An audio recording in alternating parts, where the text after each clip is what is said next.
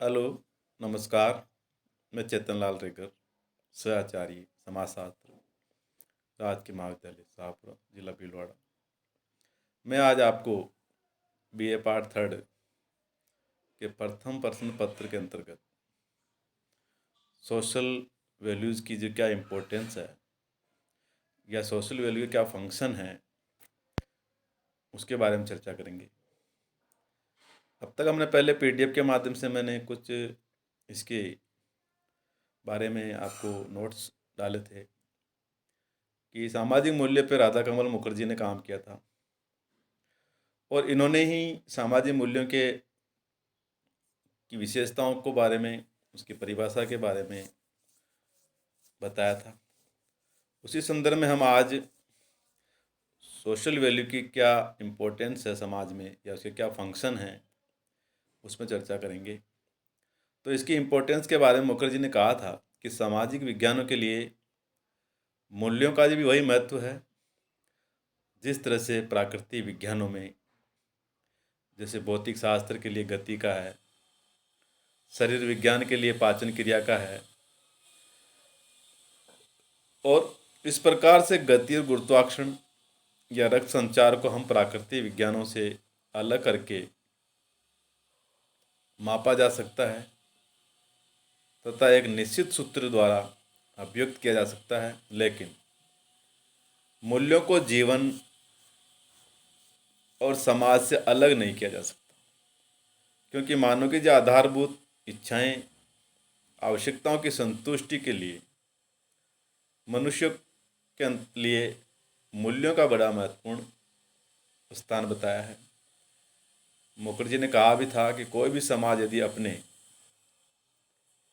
अस्तित्व को बनाए रखना चाहता है तो उसके व्यक्तित्व के सर्वोच्च मूल्यों की नियमित रूप से पूर्ति करना चाहिए, क्योंकि मानव समाज व मानव कल्याण के लिए मूल्यों का जो पालन एवं संरक्षण आवश्यक है। और सामाजिक मूल्य जो है समाज में एकता बनाए रखने के लिए, समाज में नियंत्रण बनाए रखने के लिए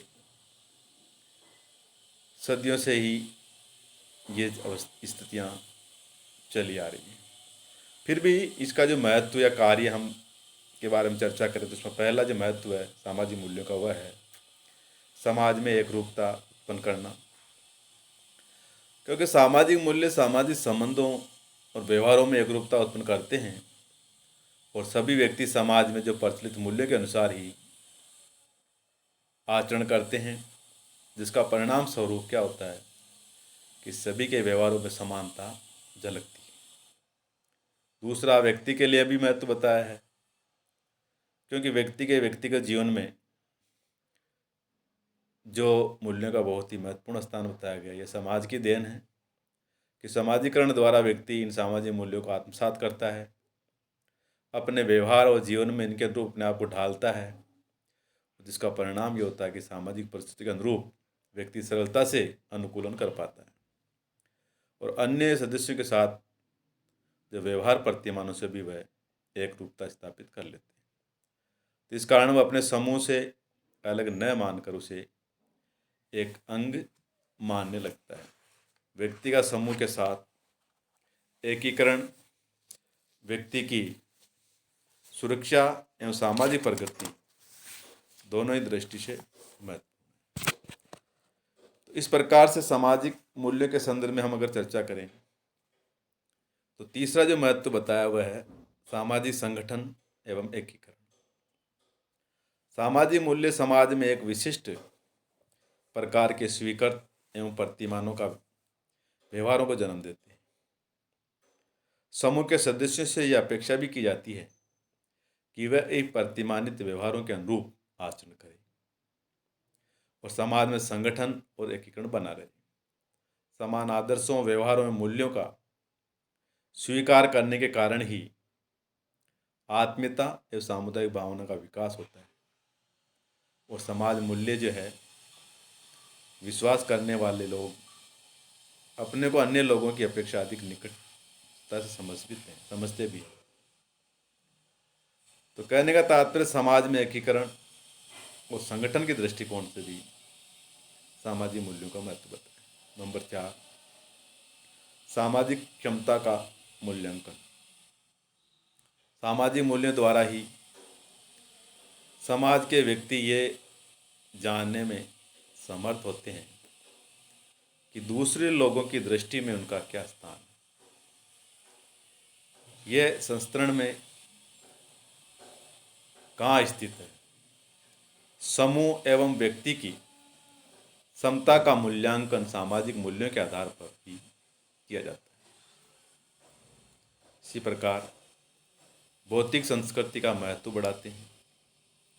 भौतिक संस्कृति के कुछ तत्व चाहे कुछ लोगों या समूह के लिए अधिक महत्वपूर्ण न भी हों, किंतु उनके पीछे सामाजिक मूल्य होते हैं। अतः लोग उन समूह, उन वस्तुओं को रखने में रुचि रखते हैं। जैसे उदाहरण के लिए टेलीविज़न है, कार है, टेलीफोन है, तो कुछ व्यक्तियों के लिए अधिक उपयोगी न होने पर भी वे इसको रखना चाहते हैं, क्योंकि उनकी जो समाज में प्रतिष्ठा है उससे बढ़ती है।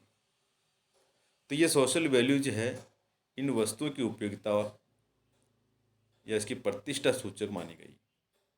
इसी प्रकार नंबर 6, समाज के आदर्श विचारों एवं व्यवहारों के प्रतीक भी हैं।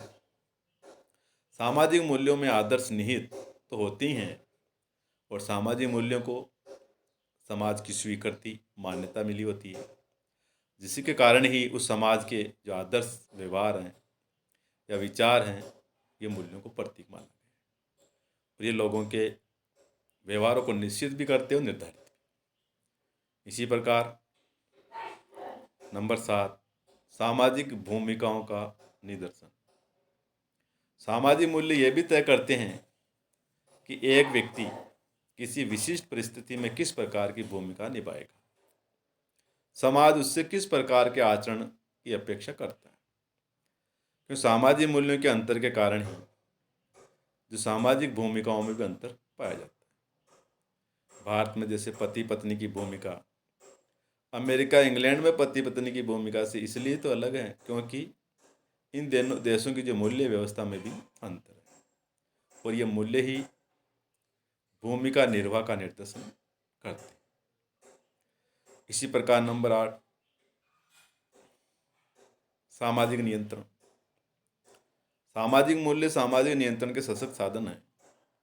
यह व्यक्ति और समूह पर एक निश्चित प्रकार का व्यवहार करने या न करने के लिए दबाव डालते हैं और समाज द्वारा मूल्य के विपरीत आचरण करने वालों के लिए समाज दंड और मूल्यों के अनुरूप आचरण करने वालों के लिए पुरस्कार की व्यवस्था करते हैं। तो इस प्रकार सामाजिक मूल्य सामाजिक नियंत्रण के दृष्टिकोण से भी महत्वपूर्ण भूमिका निभाते हैं। अंतिम 8 के बाद 9वां महत्व है अनुरूपता एवं विपथ गमन को स्पष्ट करते हैं। अनुरूपता एवं विपथ गमन को स्पष्ट करते हैं क्योंकि सामाजिक मूल्यों के आधार पर ही हम सामाजिक व्यवहारों को अनुरूपता तथा विपथ गमन में बांट देते हैं। जो व्यवहार सामाजिक मूल्यों के अनुकूल होते हैं उन्हें अनुरूपता, जो व्यवहार इसके विपरीत होते हैं उन्हें विपथ गमन कहते हैं। तो क्लियर हो गया कि अनुरूपता और विपथ गमन में बांटते हैं और अनुरूपता किसे कहते हैं और विपथ गमन किसे। तो जो व्यवहार समाज के मूल्यों के अकॉर्डिंग उसे अनुरूपता और जो उसके विपरीत हो उसको विपथ गमन। और इसके आधार पर ही ये सब सोशल मूल्यों के आधार पर ही ये तय होता है।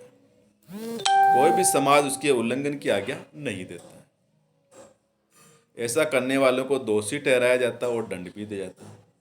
इस प्रकार समाज में जो विघटन को रोकने, व्यवस्था को बनाए रखने एवं उसके पुनर्निर्माण के लिए वैल्यूज़ का होना आवश्यक है।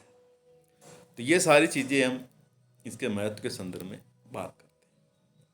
अब समाज में कुछ ऐसे मूल्य भी हैं जो अपमूल्यों या गैर मूल्य कहते हैं उनको। अब समाज में जो अपमूल्य या गैर मूल्य हैं